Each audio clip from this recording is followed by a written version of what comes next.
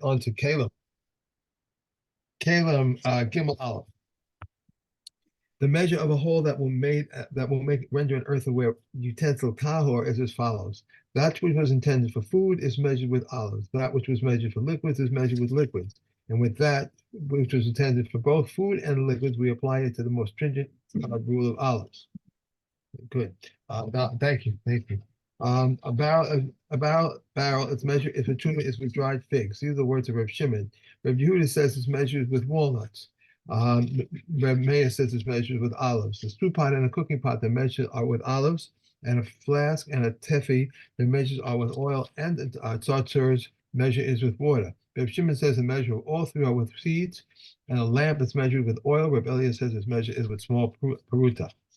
A lamp whose mouth has been removed is tahor, and a lamp with unbaked clay whose mouth has been fired by the wick is tahor. A barrel that developed a hole and repaired, a barrel that developed a hole and one repaired it with pitch, and it broke. If the place of the pitch can contain a quarter log, it is tame, since the barrel never lost its designation as a utensil.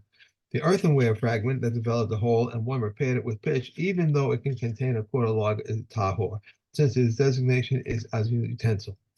Okay. Okay. It lost its designation as a utensil. Yeah. Okay. Once again, back to our barrel, our amphora. So this amphora, as you see in the picture over here, was badly cracked. It hadn't yet fallen apart. That's the important point. It hadn't yet fallen apart, but you could see there were cracks all over it. And if you had to load it up with the required load, which the footnote tells us is where's the amount? A half cup of dried figs. Okay. Okay. So once something is no longer able to carry that minimum measure of a half cup of dried figs, it actually has lost its status as a valid container. Although that doesn't it becomes tahor. Let's just say if it had been tameh before, it's now tahor because it's not usable. Okay. Okay. But it hasn't yet lost the name of a kli. Okay, because it's still holding together and it still looks like a kli. So now what he does is he takes dung, cow dung. This was actually a very common thing in I know in Africa. When I was introduced to this as a kid, that this was a very common thing for people in rural areas to do, is to take cattle dung and shape it into keilim. That's okay. You say as a kid. I was an adult when I first learned this with you, and it kind of blew my mind. Like I think Dora once said they made houses like that out of dung. They made, Yes, that's right. It dries hard. Sure. Yeah. I'm trying to still figure out. I'm sorry. I saw when I went to yesterday morning, when I went out, there was a big pile of some stuff by the dog just left right in the middle where I walked. So I missed it, of course. I came back, it was completely gone. I can't imagine. I just imagine someone walked by, they did it. I don't know. It's completely gone. Maybe the owner came back. Maybe I would hope so. So anyway, all right. I mean, they also have municipal street cleaners. Anyway, he's patched up this jug. Right. Even though the kli depends on the dung to hold together, and the dung itself is not susceptible to tumah. But it's there just holding the kli together. Tameya, this kli is now susceptible to tumah again because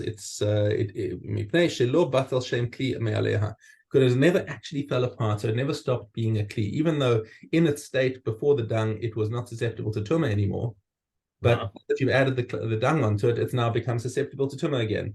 Right. Okay. Now the converse case, nishbira, if it actually fell apart, the dibek mimena charsis, and he glued all the pieces together. Or shehevi charsis mimakom acher, or he brought fragments from somewhere else and patched up the little holes. Utfalan beglanim, and now again he puts on the coating of dung to hold it together. Even though now it's stuck well enough that the pieces will hold together. Tahora, this jug is considered tahor. It lost when it broke. It stopped being a kli. And holding something together using dung is not going to turn it into a clay again. It has to be made out of, if you're going to patch it up, it's got to be with clay and put into the kiln again. Okay. However, the Mishnah adds on a little note, Haya b'cheres machzik revius. Now, remember we have that in that if you have a fragment of an original kli that can still hold a revius. Okay, it's still got a little piece there that can hold a revius, and we said that piece is still tame, right? Even its airspace will be tame because that's still a fragment of a kli and it's a gistra, right? That's what we call the gistra. And and now you took a whole bunch of other pieces and stuck them all around it to make it into a bigger kli. Okay, so now kula metame b'maga. So now the whole kli, basically what we have over here is we're being introduced for the first time to the concept of a yad. Yad is a handle, right? Okay, and if the handle, so a handle can make it a kli tame, even though it's not in the airspace. So let's say you've got a kli cheres pot, and it's got two handles on the outside. If somebody tame touches the handle, then the kli becomes tame. Okay, even though he didn't put his hand into the interior, it's just it's part of the kli, but it doesn't become tame from its airspace. So if somebody put his finger into the hole of the handle, that's not going to make the kli tame. Would be become a tumor though. Wouldn't have to be, wouldn't have to be able to be a couple tumor. Yes. I'm talking about. I'm starting again with like a whole. If you had a whole pot, right? Okay. And we had an example of that in a previous Mishnah. It's called achorayim, when you had, for example, the bottom piece of had a receptacle. So the same thing would be if there's a handle that somebody. Oh, that's only if the receptacle is sometimes used. Never mind. So if it's just got a handle inside it for somebody to stick their finger into, that's not going to the airspace is not going to make that tame. Right. Okay. Okay. So now, so if you've got a cheres, so we said the whole thing is metame b'maga. If you stuck all these pieces around the one big shard, right, then anyone who touches the rest of the pieces will make it tame. But only in the original gistra is the airspace tame. Okay, are you with me over here? Okay. That one piece that retained its original tumah, and now you patched a whole bunch of things around it. So those other pieces around it are considered a yad, and they only can become tame by maga, but not by airspace. Okay. Okay. Mishna Hay. A tofel kli cheres abari. Okay, so somebody has a kli cheres which is completely sound, but he decides to make a coating on it just to strengthen it. Rabbi Meir, Rabbi Shimon Mitzamim. So they say that this is part of the kli, and therefore, if you touched it, or well, let's just see with the airspace as well. Okay, so if a dead sheretz or any other form of tumah enters the airspace of the kli, then the coating also becomes tameh according to them. The Chachamim omrim hatofel is a bari tahor. They say that this is a completely unnecessary coating. It's not part of the original kli, and as such, it's not susceptible to tumah at all.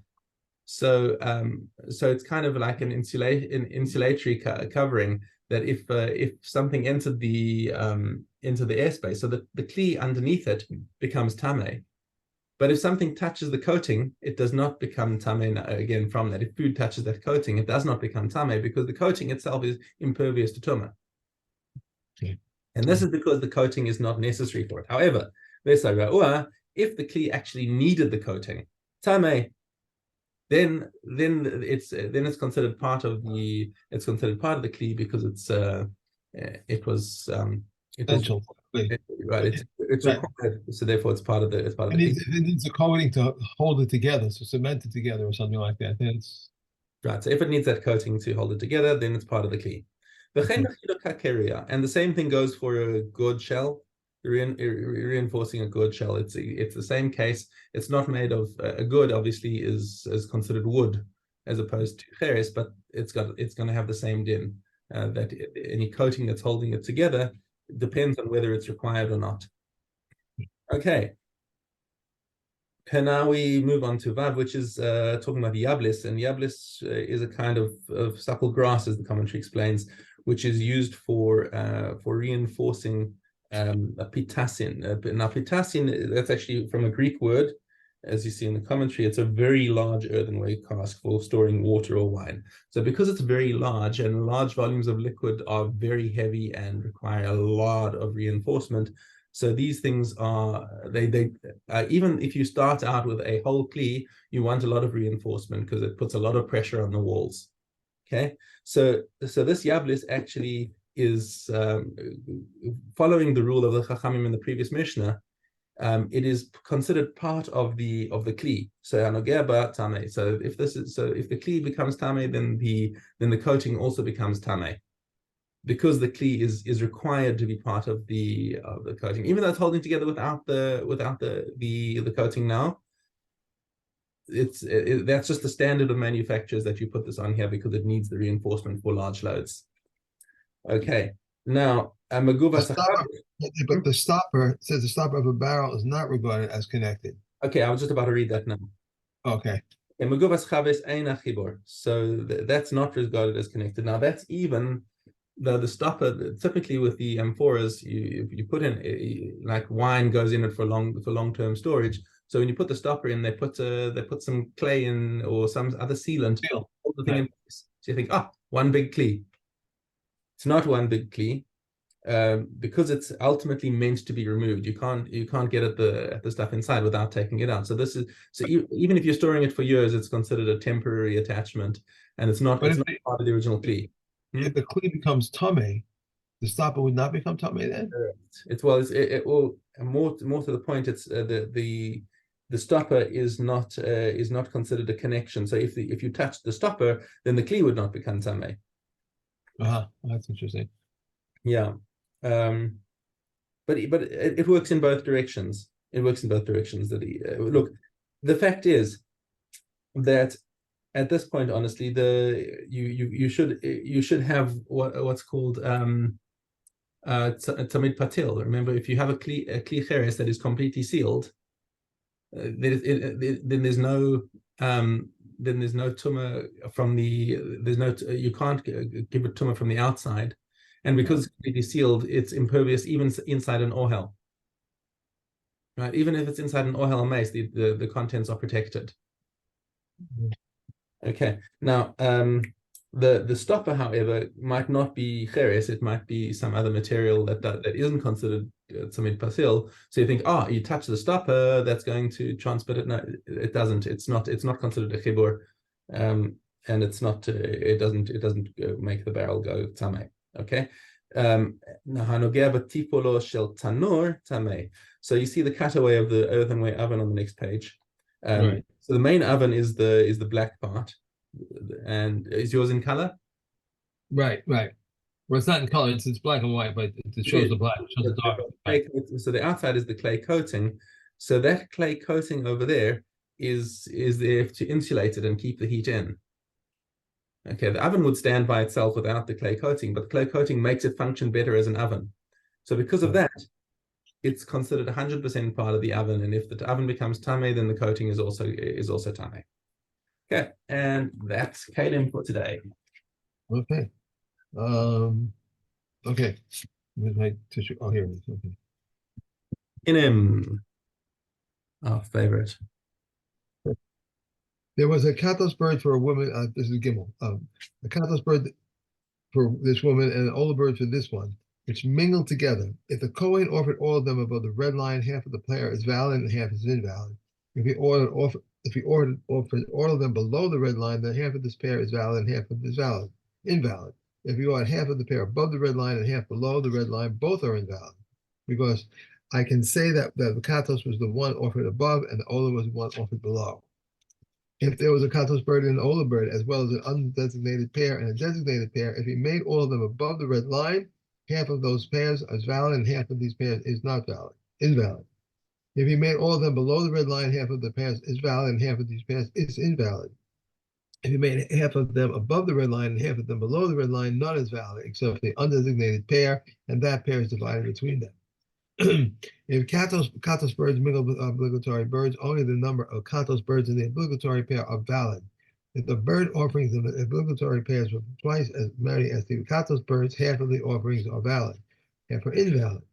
But if the Katos birds were twice as many as the bird offerings in the obligatory pairs, the number of offerings equal to the number of birds in the obligatory pair are valid. Similarly, if all the birds mingle with an equal number of bird offerings in obligatory pairs, only the number of all the birds in the obligatory pairs are valid. If the bird offerings in the obligatory pairs were twice as many as the older birds, half of the offerings is valid and half are invalid. If the older birds were twice as many as the bird offerings in the obligatory pair, the number of pairs offerings equal to the number of birds in the obligatory pair are valid. Yeah. And that's it. Yeah, that's it. There's one more. I was going so fast. Okay. That was we're up to Vav, right? We're going to finish this tomorrow. So what should we do after that? That's back to Keilim. Back to Keilim. Wow. Okay. From the beginning. Okay. Mila. One who derives a prutas worth of benefit from Hegdish, even though he did not deteriorate, has committed to Meila. These are the words of Rabbi Kiva, but the sages say any article that is subject to deterioration, one has not committed to Meila unless he that deteriorates it, while any article that is not subject to deterioration, once one has derived benefit from it, he has committed Meila. How so? She placed a necklace on her neck and a ring on her hand and drank from the golden cup. Once she has derived benefit from it, she has committed Meila. If he wore a shirt, covered himself with a cloak, and he covered with an axe, he has not committed Meila unless he deteriorated it. If one plucked hair from a katos when it is alive, he has not committed a Meila unless he has deteriorated it. If one plucked hair from a katos when it is dead, once he derived benefit from it, is committed a Meila. If one derived half a pruta worth of benefits from a consecrated object and then deteriorated it by half a pruta, or if he derived the pruta's worth of benefit from one subject and deteriorated a different object by one pruta's worth, he is not committed Meila until he derives one pruta's worth of benefit and causes one pruta's worth of deterioration in one object. Okay. One more? So you just finished the base, yeah, so let's do Gimel. Okay. There is no commission of Meila after commission of Meila has already taken place with consecrated objects except for an animal and the temple service vessels. How so?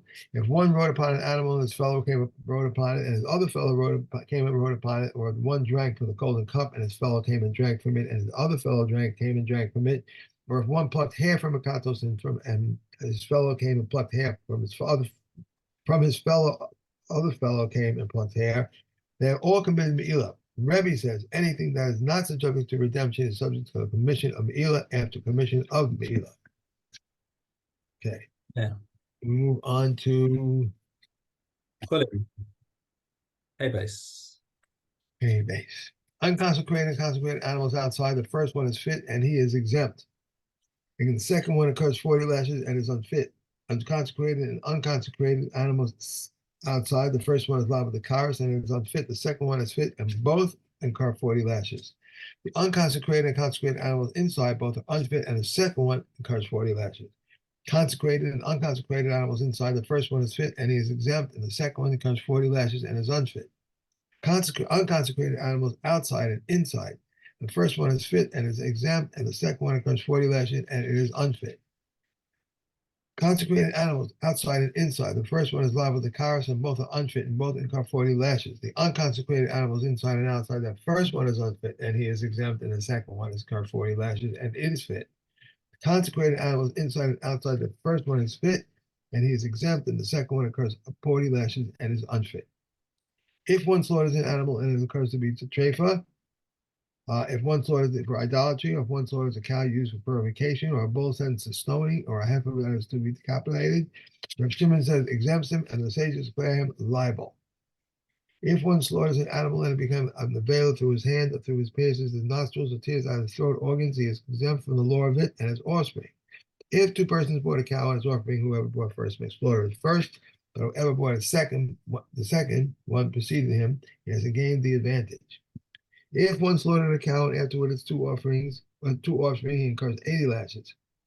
If he slaughtered two offspring and afterwards he slaughtered it, he incurs 40 lashes. If he slaughtered it and its daughter and its daughter's daughter, he incurs 80 lashes. If he slaughtered it and its daughter's daughter and afterwards he slaughtered its daughter, he incurs 40 lashes. Sumcha says in the name of Rav Meir, he incurs 80 lashes. On 4 occasions during the year, one who sells an animal to his fellow must inform him, I sold his mother for slaughtering, or I sold his daughter for slaughtering. These are the following: the eve of the Sabbath, these are the last day of Sukkot festival, the eve of the first day of Pesach, the eve of Shavuot, and the end of eve of Rosh Hashanah. And according to Rabbi Yossi Agili, also the eve of Yom Kippur and Galil. Said Rabbi Yehuda when he has no time, but if he has time, he need not inform him. But Rabbi Yehuda agrees that if he sells the mother to the bridegroom and the daughter to the bride, that he must inform. It is known definitely that both will slaughter on the same day. One more.